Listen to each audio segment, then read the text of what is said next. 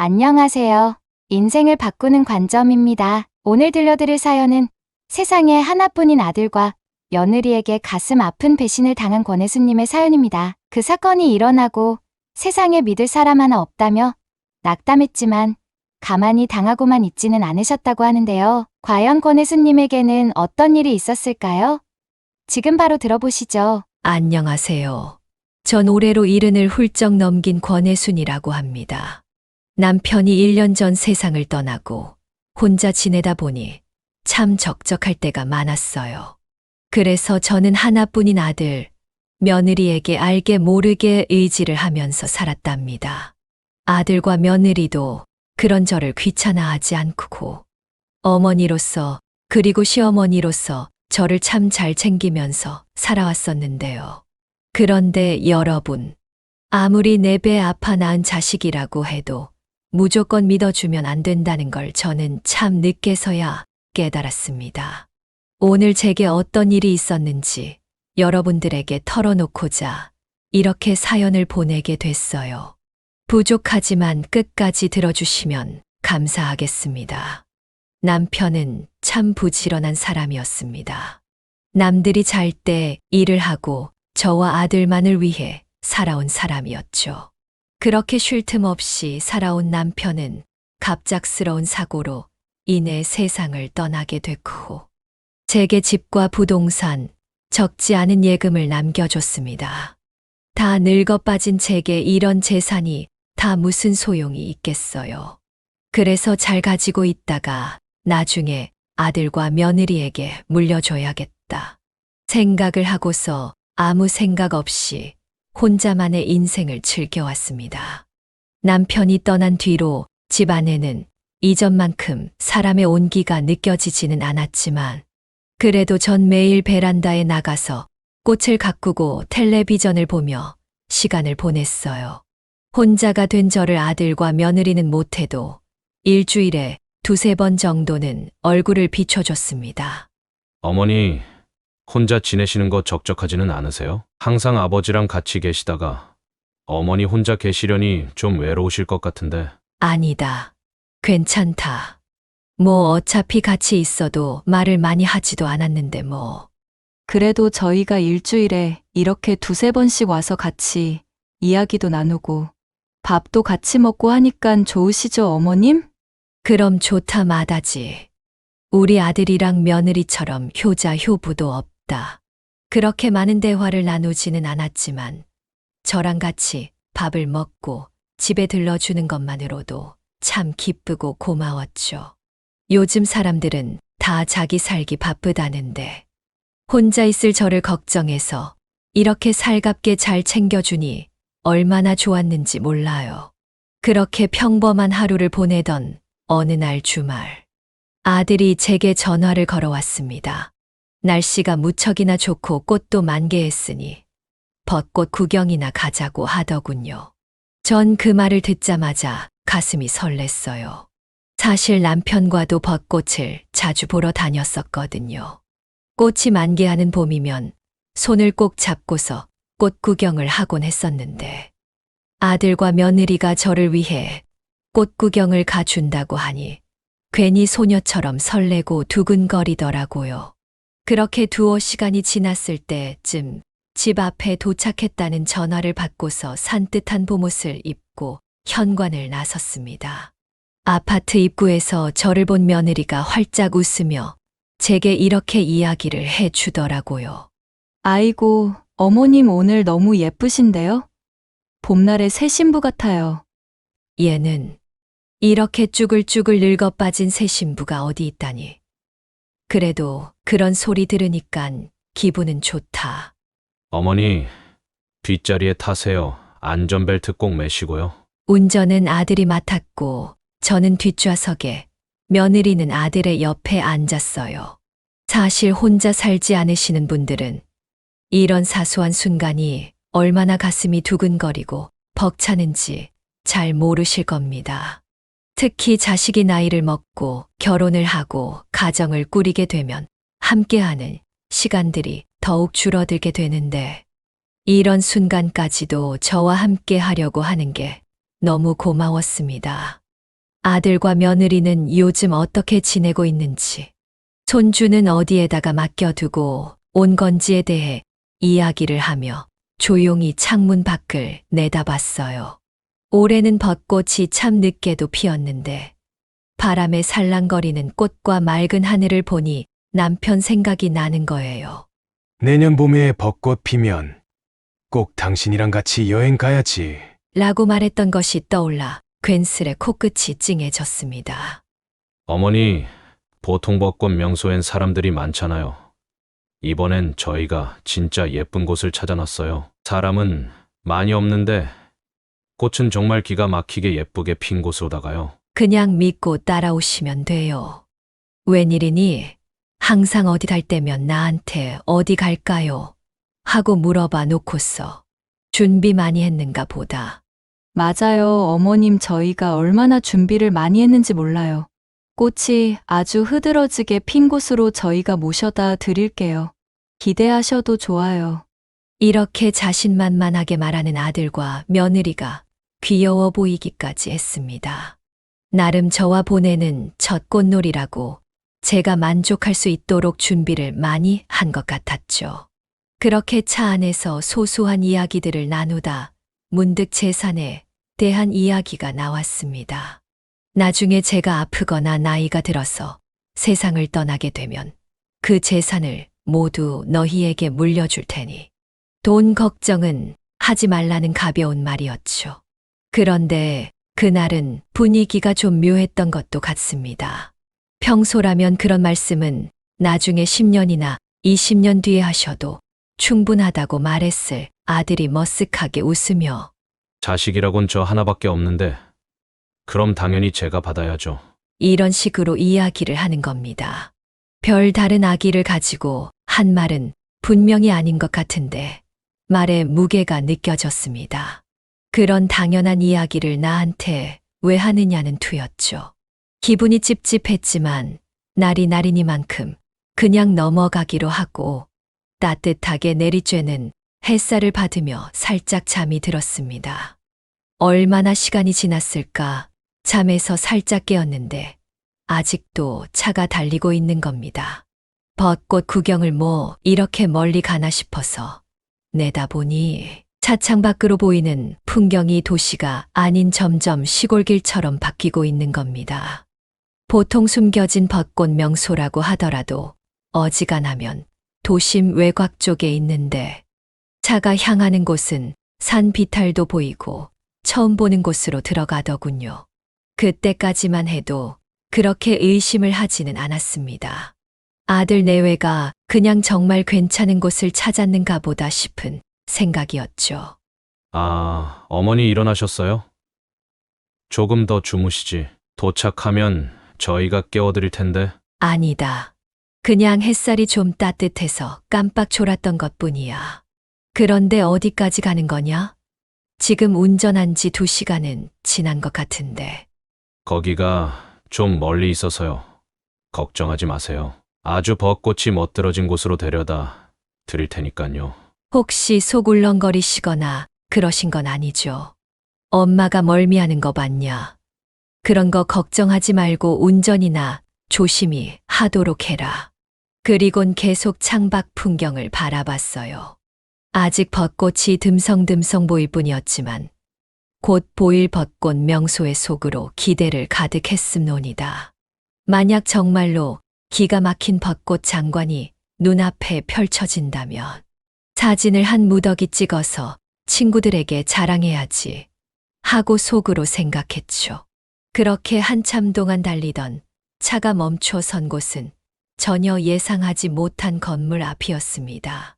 건물 입구만 봐도 깔끔하고 규모가 꽤 커 보이기는 했는데 식당은 아닌 것 같았고 그렇다고 카페도 아닌 것 같았고 누가 봐도 벚꽃 명소랑은 거리가 좀 있어 보였는데 여기는 왜 들린 건가 의문이 들었습니다.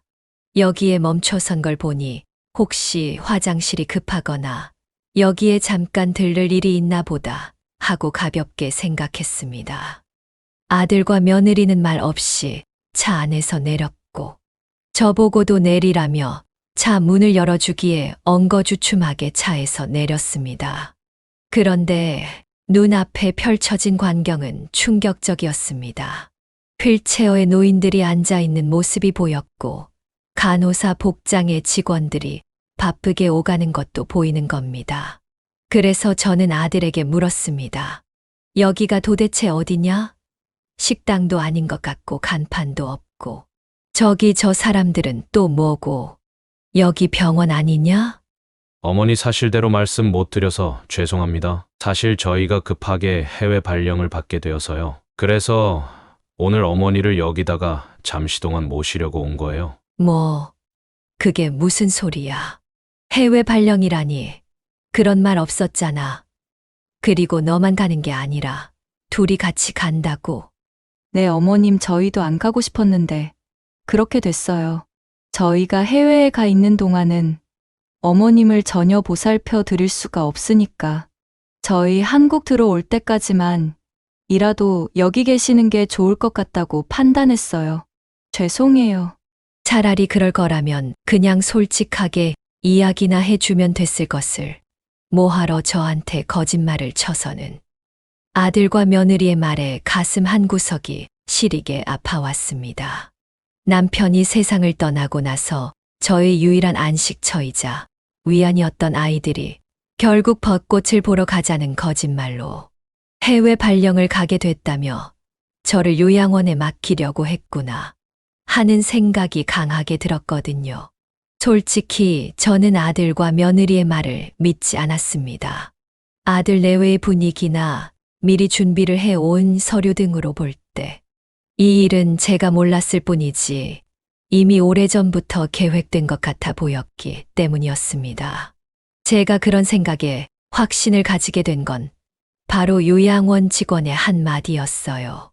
안녕하세요. 권혜순 어머님 되시죠? 아드님께서 필요한 서류들은 모두 작성을 해 두셔가지고요. 어머님께서 작성해 주셔야 할 서류만 작성하시고 저한테 주시면 됩니다. 어머님께서 사용하실 병실은 배정되어 있어요. 저 간호사 선생님, 여기가 어떤 곳인지 알려주실 수 있나요? 아들이랑 며느리한테 아무런 설명도 못 듣고 와서요.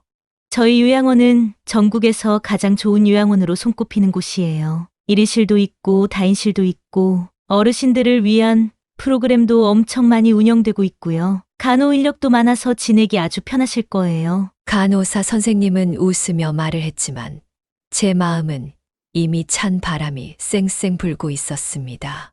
70이 넘은 나이에 이렇게 요양원에서 지내게 될 거라고 누가 상상이나 했겠습니까? 아무튼 오기는 왔으니 대충 서류를 작성하고 전달한 다음 제가 배정받은 병실로 이동을 했습니다. 그곳에는 이미 아들과 며느리가 제가 오기를 기다리고 있었죠. 솔직히 저는 혼자 지내도 상관이 없는 사람이었습니다. 자기들이 해외로 발령을 가서 오랫동안 해외에 나가 살던 말던 그냥 전화로만 안부를 물으면 될 일이었죠. 그런데 왜 이렇게까지 하는 건지 도무지 납득이 가질 않았습니다. 해외 발령을 핑계로 저를 요양원에 보내는 것은 결국 그동안 본인들이 저를 찾아오는 게 귀찮았다는 걸로밖에 느껴지지 않았습니다. 그런데 뜬금없이 아들은 제게 도장과 통장, 부동산 증서가 필요하다고 말을 하는 겁니다. 제가 요양원에 있으니 그걸 본인들이 직접 맡아주겠다면서 말이죠. 저는 그 모습을 보자마자 마음 한 구석이 싸늘해지는 것을 느꼈습니다. 제가 생각했던 것처럼 발령은 핑계고 남편으로부터 물려받은 것들을 자기들 앞으로 옮겨 놓을 목적이구나 싶었습니다. 하지만 저는 화를 내거나 눈물을 흘리지 않았습니다. 이미 두 사람이 모든 것들을 철저히 준비한 것 같았고 아무리 제가 화를 내고 소리를 질러봐야 요양원에서 난동을 부리는 꼴만 될 것이었으니까요. 그래서 저는 체념한 채 통장과 도장, 부동산 증서와 같은 서류들이 있는 곳을 아들과 며느리에게 알려줬습니다. 어머니, 감사해요. 혹시라도 빈집에 도둑이 들 수도 있으니까 저희가 안전하게 보관을 해 놓을게요. 저희 집엔 금고도 있거든요. 맞아요, 어머님. 서랍 안에 넣어두시는 것보다 저희 집 금고에 넣어두는 게 훨씬 더 안전할 거예요. 그러니까 걱정하지 마시고 저희가 해외에서 돌아오면 꼭 모시러 올게요. 그때까지 꼭 건강하시고요. 여기가 시설이 엄청 좋다고 하니까 편하게 지낼 수 있었으면 좋겠어요. 그래, 알겠다. 해외 잘 다녀오고. 아무리 그래도 전화는 꼭 해야 한다. 알겠지? 네, 알겠어요. 어머님 연락드릴게요. 마음 같아서는 아들과 며느리에게 대놓고 뭐라 하고 싶었지만 화를 내고 욕을 한다고 해서 뭐가 달라질 게 있겠나 싶어 전 그저 힘없이 손을 흔들었습니다. 그렇게 아이들은 후다닥 병실을 나가버렸고 요양원 간호사 선생님께서 들어와 요양원에서 지켜야 할 것들을 차근차근 말씀해 주셨습니다. 다행히 그렇게 복잡하거나 큰 규제는 없었어요.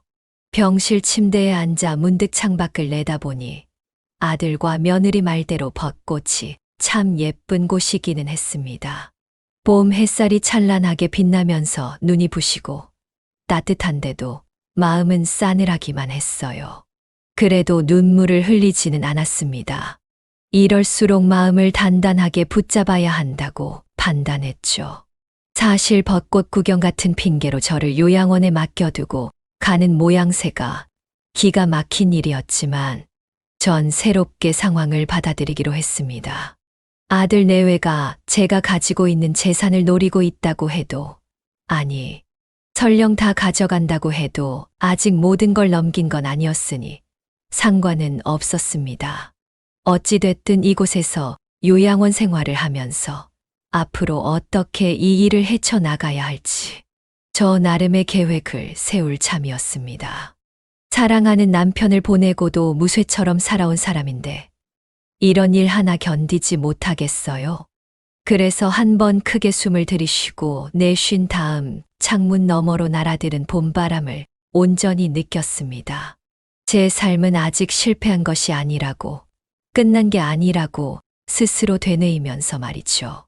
솔직히 말하면 처음 이곳에 들어왔을 때 아들과 며느리를 조금이라도 믿고 싶었어요. 아무리 벚꽃 구경 핑계를 대고 저를 여기 두고 갔다 해도 언젠간 죄책감이 들어 얼마 지나지 않아 돌아올 거란 아주 작은 기대가 있었습니다. 하지만 한 달, 두 달, 세 달, 속절없이 시간이 흐르면서 제가 가지고 있던 희미한 믿음마저 무너지는 걸 경험했습니다. 처음 입소를 하던 날부터 시작해서 일주일 동안은 내리 밤마다 눈물만 흘렸습니다. 집에서 혼자 있는 시간보다 요양원에서 보내는 시간들이 더욱 외롭게 느껴지더군요. 저는 거동도 불편하지 않은 사람이었고, 그렇다고 치매에 걸린 환자도 아니었던 데다가 갈 곳이 없는 것도 아닌데 굳이 왜 여기에 있어야 하나 싶었습니다. 그래도 인간은 적응의 동물이라고 지내다 보니 자연스럽게 생활하는 게 나아지기는 하더군요. 원래는 깊은 우울감도 들었습니다. 아들과 며느리에게 배신을 당했다는 생각이 들면 서럽기도 하고, 그래도 내 자식인데 괜히 미워하기도 싫고, 제 마음이 갈피를 못 잡아 괴로웠죠. 낯선 침대, 낯선 복도, 심지어 직원들도 잘해주긴 하지만 내 집처럼 편할 순 없었다는 것이 단점이었습니다. 그래도 요양원 특성상 비슷한 처지의 분들이 계셔서 조금씩 마음을 나누게 됐습니다. 정신이 온전한 사람들도 많이 있어서 항상 유쾌한 대화를 나누기도 하고, 탁구나 체조 같은 프로그램에 참여하면서 점차 우울감이 살짝 사그라들기도 했습니다.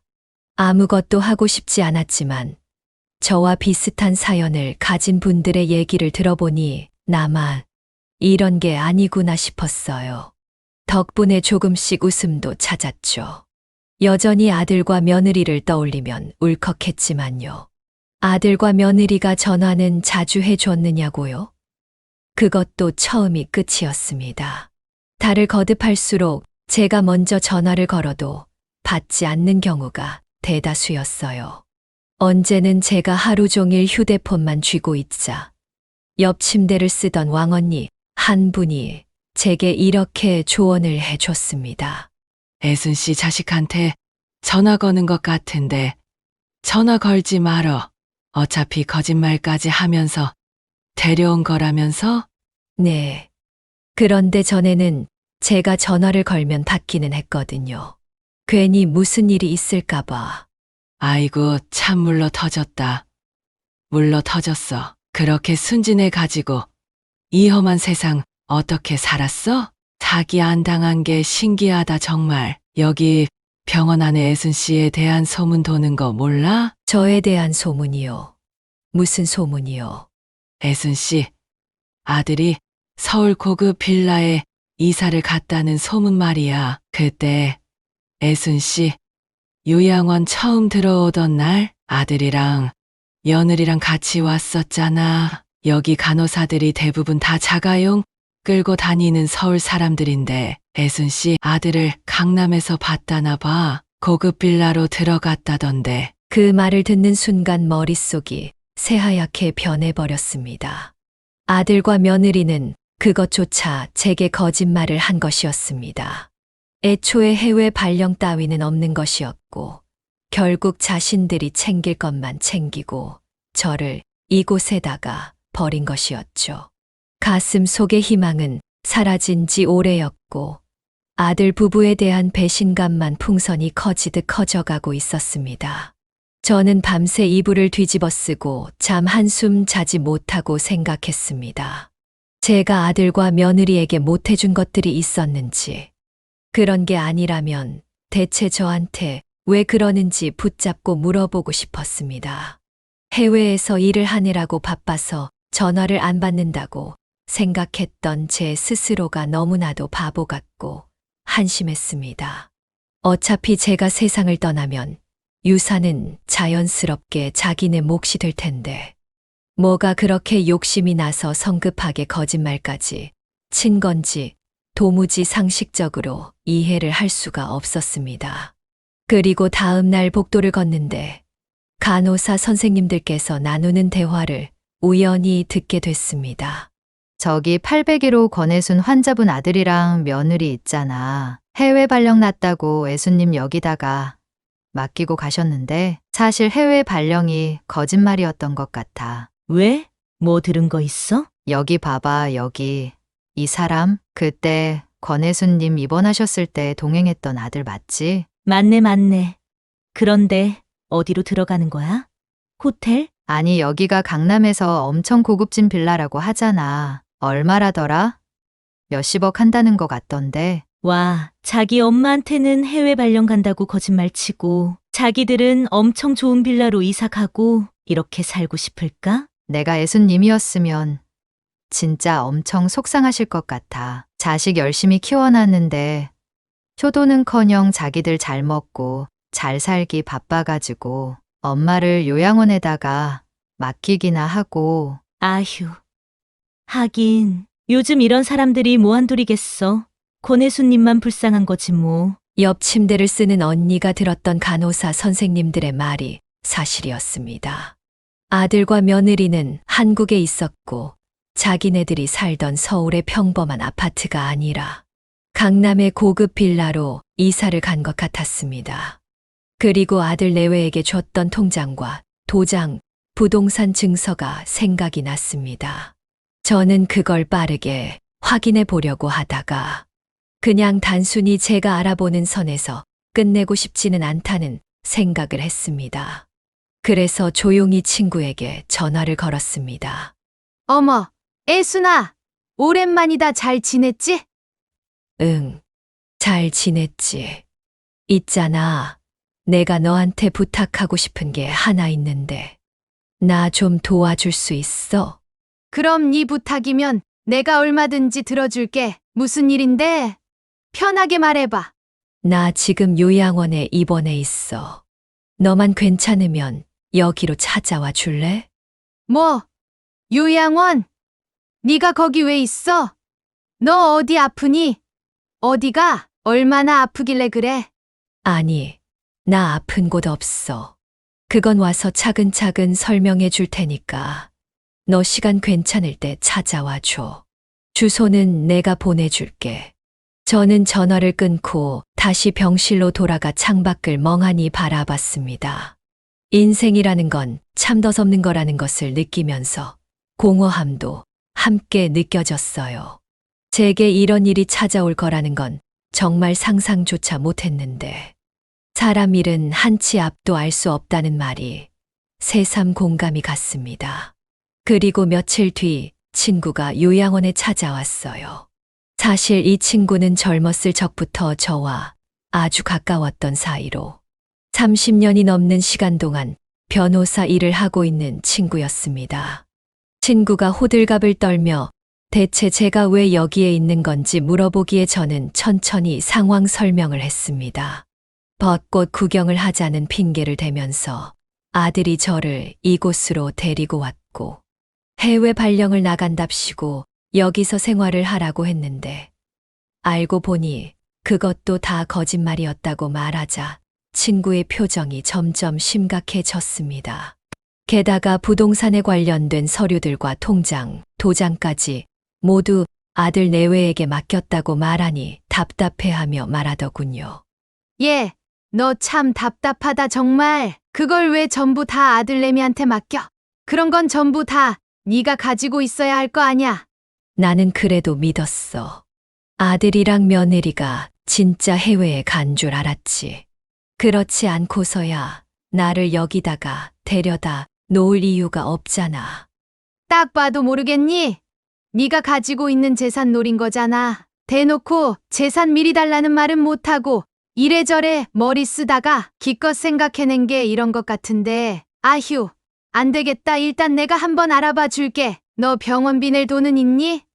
아들이 내고 갔을 리는 없을 것 같은데. 응, 다행히 내가 몰래 모아놓은 비상금 통장이 있기는 해. 그건 걱정하지 말고 얘네들이 지금 무슨 짓을 하고 있는지만 좀 알아봐 줘. 사실 저는 남편이 남긴 재산뿐만이 아니라 아무도 모르게 적립해 둔 비상금 통장도 있었습니다. 아들과 며느리에게는 그 사실을 이야기하지 않았고 친구는 우선 저 몰래 아들 내외가 재산을 몰래 유용했는지에 대해 알아보겠다고 했습니다. 제가 스스로 이런 일을 해야 한다는 게 울컥했지만 한편으로는 마음을 다잡을 수 있는 기회라고 생각했어요. 눈 뜨고 코 베이고 있을 수만은 없지 않겠어요? 그로부터 며칠 뒤 친구가 다시 병원에 찾아왔습니다. 그런데 표정이 예사롭지가 않기에 뭔가 이상하다. 무슨 일이 일어나고 있구나 하고 짐작했죠. 친구가 몰래 알아보니 아들과 며느리가 이미 제가 가지고 있는 부동산 매물을 일부 처분하려고 알아보고 있는 중이라고 했습니다. 또 남편이 준 통장 안에 있는 예금의 대부분이 인출되어 있다고 하더군요. 간단히 말해 남편이 남기고 간 저의 재산을 유용하기 시작했다는 것이었습니다. 저는 얘기를 듣고 한숨이 절로 났습니다. 예상컨대 그 돈으로 강남에 있는 빌라를 사들인 것 같았죠. 일단 변호인 입장에서 말을 해주자며 대처를 할 수 있는 방안이 없는 건 아니야. 네가 건강상으로도 정신적으로도 아무 문제가 없다는 걸 증명하면 네 아들이 멋대로 유용한 재산들을 돌려받을 수 있어. 다만 시간이 조금 걸릴지도 몰라. 이게 좀 복잡하거든. 아무리 그래도 아들이랑 며느리인데 법적으로 대응까지 꼭 해야 할까 싶기도 하고 고민이 되네. 이게 맞는 건지도 모르겠고. 너 지금 그렇게 약해 빠진 소리를 할 때야? 아무리 내가 낳은 아들이라고 하더라도 아닌 건 아닌 거야. 세상 어떤 아들이 제 부모가 남긴 유산에 눈이 멀어서 지 엄마를 요양원에 강제로 모셔? 천하에 썩어 빠질 놈. 네가 걔를 어떻게 키웠는데? 마음 약한 소리 하지 말고 마음 제대로 먹어.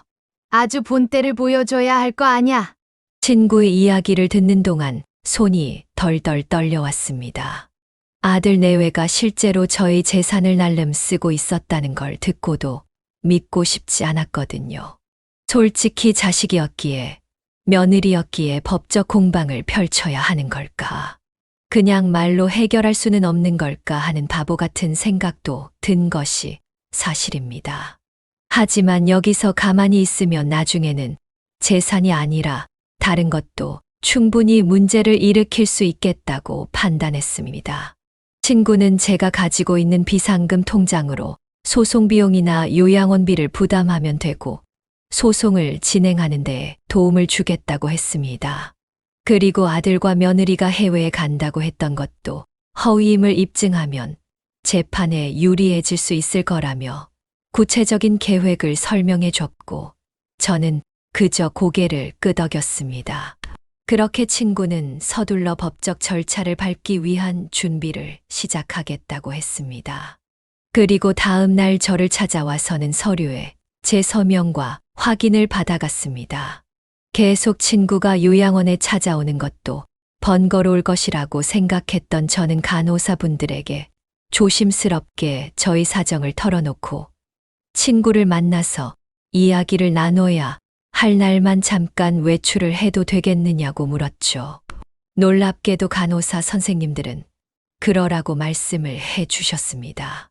그리고 무슨 일인지는 모르겠지만 힘을 냈으면 좋겠다고 응원의 말도 남겨줬어요. 그게 어찌나 마음의 위로가 되고 든든했는지 모릅니다. 그 모습을 보고 아들 내외가 더욱 괘씸해졌어요. 저를 잘 모르는 사람들도 저를 위해서 저렇게 응원을 해주는데 가족이 이렇게까지 뒤통수를 치다니 기가 막히지도 않을 노릇이었습니다.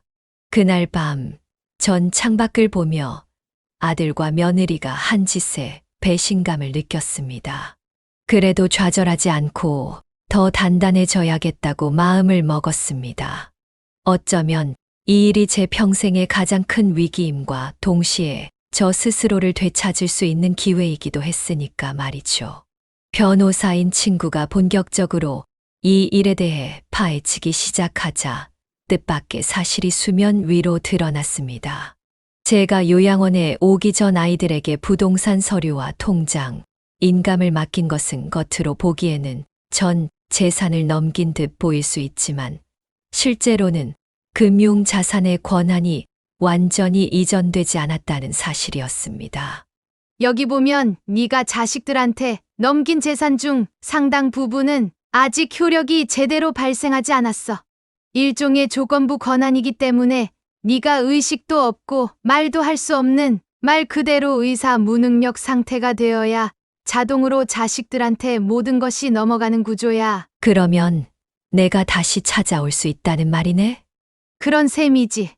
너는 말도 할 수 있고 의식도 뚜렷하고 의사소통이 가능한 상태니깐. 사실 이 일을 더욱 구체적으로 파악할 수 있었던 건 요양원에서 만난 언니의 도움도 컸어요.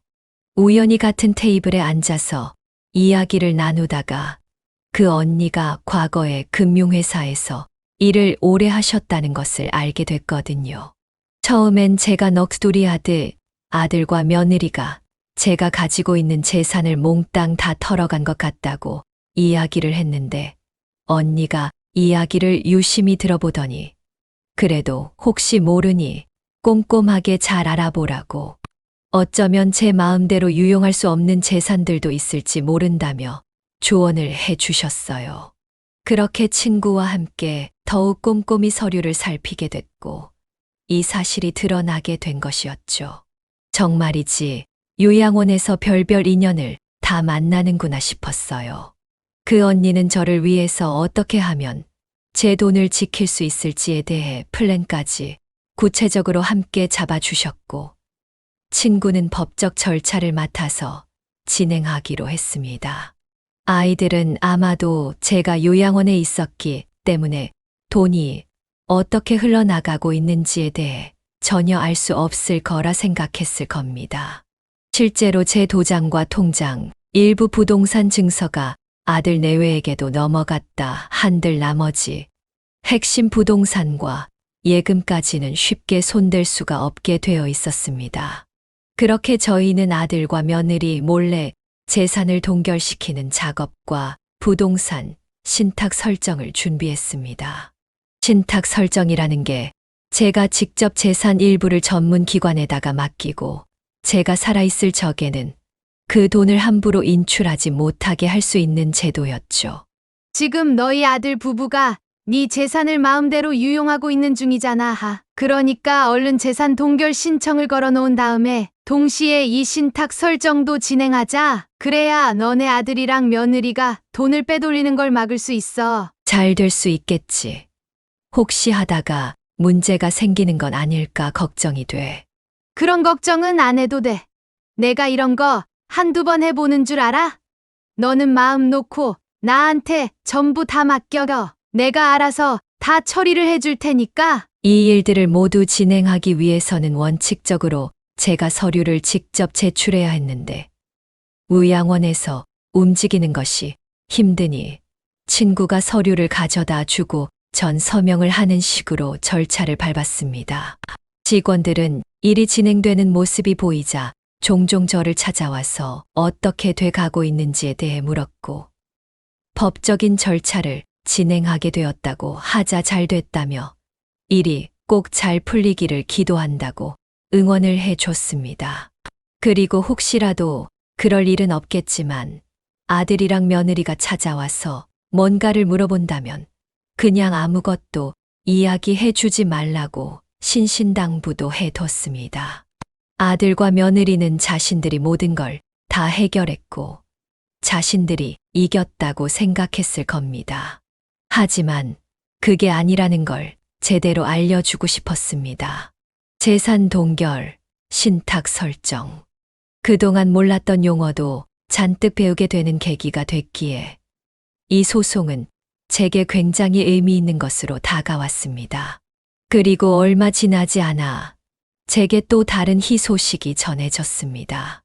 남편이 해외에 남긴 재산이 있는데 그 역시 현재 제 명의로 되어 있는 데다가 아들 며느리는 그것까지는 모르고 있었기에 아직 손을 대지 못했다는 것이었습니다.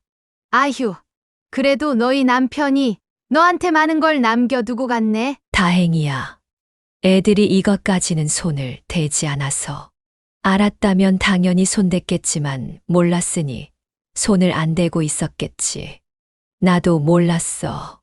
남편이 나한테 그런 돈을 남겨놓았을 줄. 그래도 다행이다.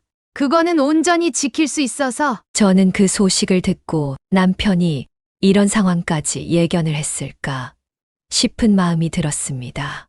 혼자 남아 이렇게 외롭게 싸움을 하고 있을 저를 위해 혹시라도 그런 상황이 벌어지게 된다면 지치지 말라고 이렇게 남겨뒀나 싶었죠. 그런 남편을 떠올리니 금방이라도 울음이 터질 것 같았습니다. 남편이 곁에 있었다면 적어도 이렇게 외롭지는 않았을 텐데 정말 많이 보고 싶었습니다. 결국 모든 서류를 준비한 저와 친구는 본격적으로 법정 절차를 밟기 시작했습니다. 제가 가지고 있는 부동산은 법원에 가처분 신청을 넣어서 임의 처분을 할 수 없도록 해놓고 예금 일부는 신탁으로 옮겨 놓았으며 제 명의로 된 해외 재산도 손을 댈 수 없도록 조치를 취해 놓았습니다. 더 나아가서 혹시라도 아들이 제 명의로 대출을 받으려 하면 해당 금융기관의 거래가 중단된 계좌라는 내용으로 대출을 받을 수 없게끔 만들어 두었습니다. 사실상 아들과 며느리가 제가 가지고 있는 재산 중 그 어떤 것도 손을 댈 수 없고 함부로 쓸 수 없게끔 만든 것이었죠.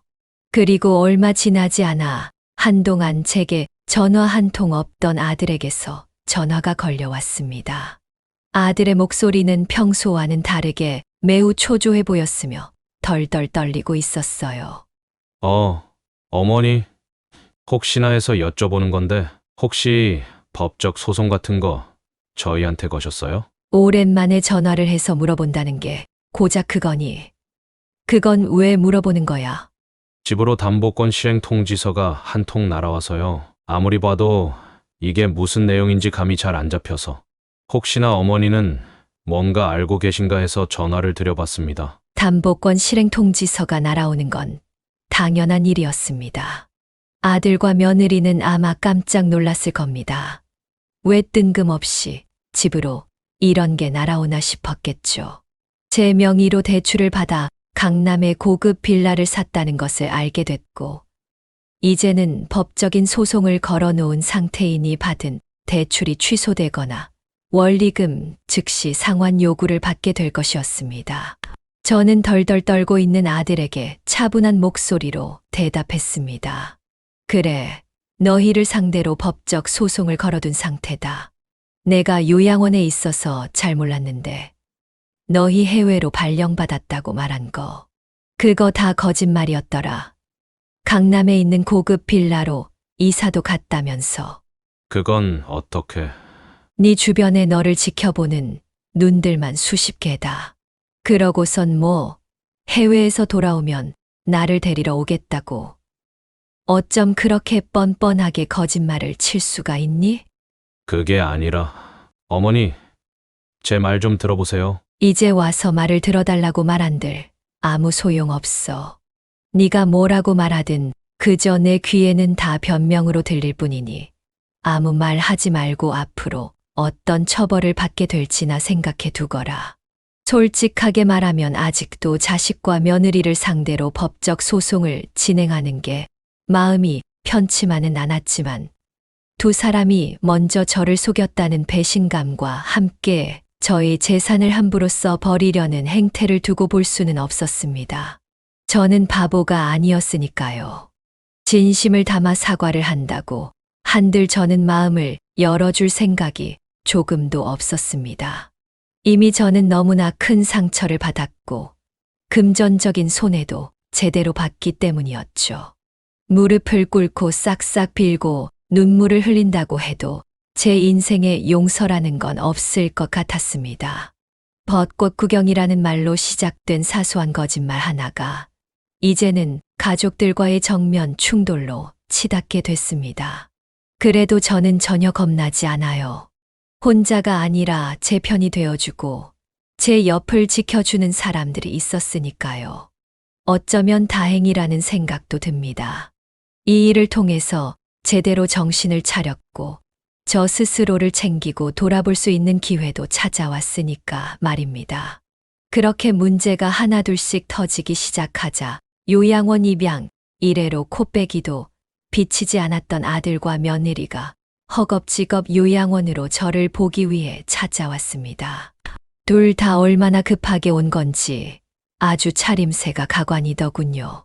병실에 있는 사람들 모두가 아들과 며느리를 이상한 사람 보듯 쳐다봤고 저는 냉랭한 말투로 물었습니다. 너희가 여기까진 어쩐 일로 찾아왔니? 지금은 면회 가능 시간도 아닐 텐데.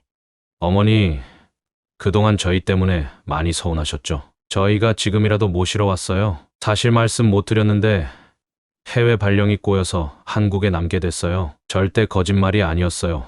믿어주세요. 맞아요, 어머님. 진작에 모시러 왔어야 했는데 저희도 일이 너무 바빠가지고 이제야 찾아오게 됐어요. 어머님 여기 오래 계셔서 많이 불편하셨죠? 아니, 나는 하나도 불편하지 않았다. 되려 집에서 혼자 지내는 것보다 여기가 훨씬 더 집 같고 편하고 좋더라. 마음 맞는 사람들이랑 이야기도 많이 나눌 수 있고 확실히 사람들이 좋다고 말하는 데에는 다 이유가 있구나 싶더라니까. 에이, 그래도 어떻게 집보다 편할 수 있겠어요, 어머니? 이제 오늘부로 퇴원하시고 저희 같이 집으로 돌아가요. 그리고 집에서 이야기 나눠요. 맥이 탁 풀리는 것 같았습니다. 여기서 3개월 넘는 시간을 지내는 동안 한 번도 찾아오지도 않고 전화도 거의 하지 않았으면서 이제 와서 잘해주려는 척 연기를 하는 게 속이 울렁거릴 지경이더군요. 본인들이 빠져나갈 구멍을 만들어 놓기 위함이라는 걸 모를 리가 없었습니다. 급박한 얼굴에 다 쓰여 있었거든요.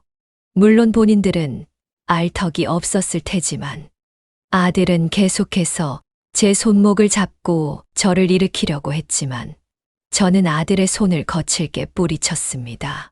그리고 여기서 한 발짝도 나가지 않을 거라며 간호사 선생님들을 불러 두 사람을 내쫓아달라고 부탁했습니다.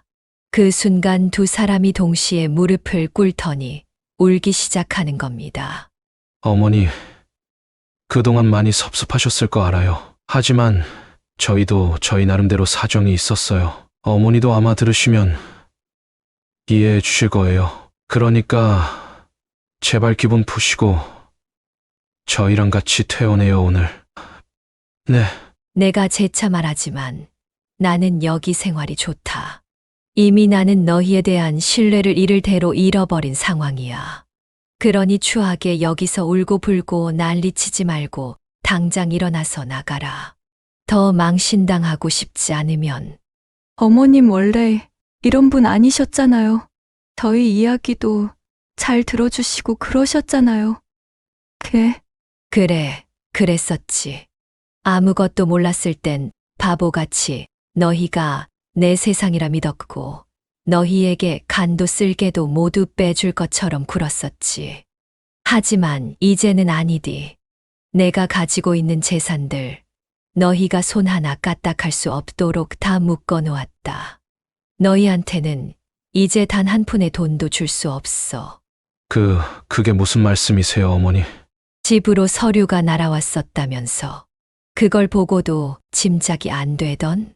그걸 저희랑 한마디 상의도 없이 결정을 하셨다고요? 어머님 정말 왜 그러세요? 그뿐인 줄 아니? 너희한테 법적 소송도 걸어놓았다. 감히 나를 여기로 보내놓고 내 재산을 너희 돈처럼 펑펑 쓰려고 하다니. 그렇게 대담한 짓을 하고도 겁도 안 나든 해외에 간다고 거짓말을 치고 고급 빌라로 들어갔다는 걸 듣고 너희가 날 버렸다는 사실을 알았고 그 사실을 알았을 땐 더 이상 너희에게 내가 가지고 있는 재산을 물려줄 필요가 없다고 판단했단다. 그래서 나중에 나 죽을 때 내 재산들을 모조리 사회에 환원하고 갈 생각이다. 제 말에 아들과 며느리 입술이 바들바들 떨리는 게 보였어요. 아니다. 오해다. 그런 거 아니다. 정확히 상황을 설명하지도 못하고 아니라고만 말하는 게 어찌나 우습게 들리던지요. 정말 본인들이 그럴 수밖에 없는 사정이 있었다면 거기에 대해서 정확하게 설명을 하고 저를 납득시켜야 하는 게 옳은 상황 아닌가요? 납득시킨다고 해도 들어줄 생각은 없었습니다. 두 사람이 결국 저희 재산 하나 때문에 절 버렸다는 걸 깨달았을 때 아들과 며느리에게 가지고 있던 모든 정이 떨어졌기 때문이었죠. 아들 내외는 제 말을 듣고 한동안 패닉 상태였어요. 나한테 일말의 미안함과 죄책감이라도 있었다면 너희는 연락을 자주 했어야 하는 게 맞았고 너희한테 무슨 일이 있었다면 거기에 대한 이야기를 나한테 해주는 게 절차였어. 그런데 이제 와서 이렇게 구질구질하게 변명을 늘어놓고 쓸데없는 이야기를 한다고. 양심이라는 게 정말 있기는 한 거니? 죄송해요. 좀 더 일찍 찾아와서 말씀을 드렸어야 하는데 어머니 마음이 너무 많이 상하신 것 같아서 저희도 할 말이 없어요. 그래, 할 말이 없어야지. 어차피 죽고 나면 다 너희 것이 될 재산이었는데 뭐가 그렇게 급해서, 뭐가 그렇게 욕심이 나서 날 요양원에 강제로 보내고 거짓말까지 쳐가면서 내 돈을 마구잡이로 쓰고 다닌 거냐? 100번이고 1000번이고 이해를 해보려고 해도 도무지 납득이 안 간다. 됐고 난 너희한테 무슨 사정이 있었는지 궁금하지도 않으니 당장 내 눈앞에서 사라져라. 어머니, 그럼 딱 한 가지만 묻겠습니다. 그럼 저희 빌라는 앞으로 어떻게 되는 건가요? 어머니께서 법적인 조치를 취해 놓으셨다면 저희가 그 빌라를 산 돈을 그대로 갚아야 한다는 건데 거기에 붙은 이자까지 합하면 저희도 사람 월급을 합쳐도 모자란 수준이에요. 내가 자식한테 뒤통수를 맞은 마당에 너희 사정까지 일일이 생각을 해주고 배려해줘야 하는 거니. 일은 너희가 벌려놓고 상황 수습은 나더러 하라는 말이냐? 그런 무책임한 경우가 어디 있어. 이후의 일들은 너희가 알아서 해결해라. 나는 아무것도 해줄 생각 없으니. 제 말이 끝나자마자 또 한 바탕 소동이 벌어지게 됐고, 결국 요양원에서 일하고 있는 경호팀까지 불려와 아들과 며느리를 밖으로 내보내게 됐습니다. 며느리는 질질 끌려나가면서도 마지막까지 어머니, 제발 다시 생각해 주세요. 저희가 정말 죽을 죄를 지었어요. 라며 애원했지만 이미 마음이 떠나버린 저는 아무것도 들리지 않았죠. 그렇게 문이 닫히고 나서야 전 깊은 한숨을 내쉬었어요. 이렇게 소란스럽게 일을 벌려야 했나 싶어 순간 후회도 들었지만 그래도 이게 최선이다 싶었습니다. 그리고 아들과 며느리를 그렇게 보낸 후 저는 깊은 고민을 했습니다. 저는 어차피 많이 늙었고 많은 돈을 가지고 있을 이유도 없었으며 이제는 아들과 며느리에게 돈을 물려줄 생각도 없었기에 제가 가진 재산을 유용하게 쓰고 싶었어요. 그래서 친구에게 저희 재산을 기부하겠다는 의사를 밝혔습니다. 신탁 맡겨놓은 재산을 제외하고 내가 가지고 있는 재산의 전부를 사회복지재단에 기부하고 싶은데 그렇게도 가능할까? 응, 정말이야? 그 큰 돈을 전부 다 기부하게? 아깝지 않겠어? 충분히 노후를 즐기고도 남을 돈일 텐데. 예, 이미 일이 이렇게 된 판국의 노후를 즐기고 말고 할 게 뭐 있겠어. 그리고 내가 모아둔 비상금만으로도 내 몸 하나 건사하기에는 충분해. 그러니까 사회복지재단에 내 재산을 모두 기부했으면 좋겠어. 되도록 노인들의 복지를 발전시킬 수 있는 기관에 기부하면 더 좋고. 그렇게 저는 친구의 도움으로 제 남은 재산의 대부분을 노인보호를 위한 새로운 재단에 기부할 수 있었습니다. 아들 내외가 건드릴 수 있는 부분은 법적으로 제동이 걸려 있었기에 걱정할 필요가 없었으며 핵심적으로 제가 가지고 있을 수 있는 재산들을 모두 기부했어요.